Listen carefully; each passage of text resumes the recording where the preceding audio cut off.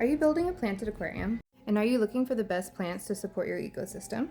Then tune in and let me tell you about hornwort. Hi, I'm Eden. I share need-to-know information about aquatic ecosystems. Give me a follow if you're interested in finding out the science from a neurospicy fish nerd with over 9 aquariums. I have 5 reasons why hornwort is the best plant for your aquarium, and stay to the end if you want to hear the one reason it's not. If you're starting a new aquarium, you're most likely cycling your tank. And if you're cycling your tank, you're really going to want plants in there to help speed up the ammonia, nitrite to nitrate cycle. Hornwort is a super fast growing plant that pulls its nutrients from the water column when it's used as a floating plant. This will help speed along your process and help your tank balance out.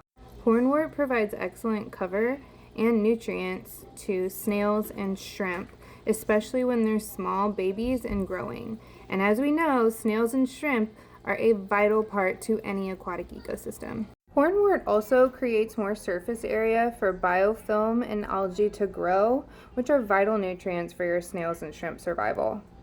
When you leave hornwort as a floating plant, it creates a nice cover that makes fish and other invertebrates feel safe in their aquatic home. And honestly, I feel like that's something that's overlooked in the hobby, is that most of these fish aren't out swimming in the open in the nature.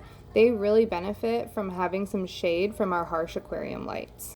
Now, in the right environment, hornwort will flourish and it will grow quickly.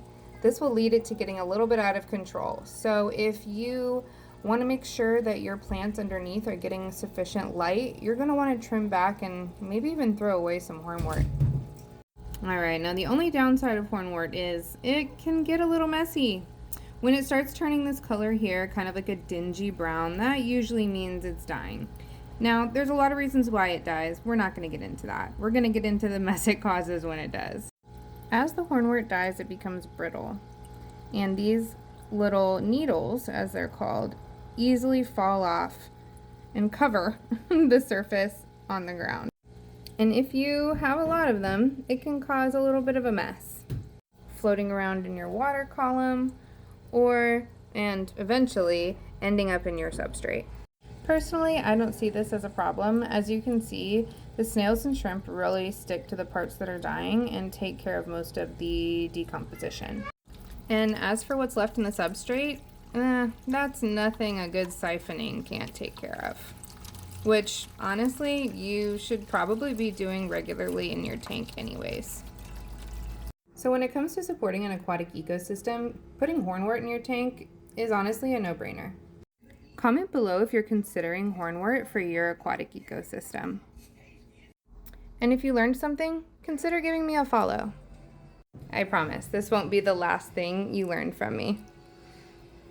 Thanks for watching. Happy fish keeping!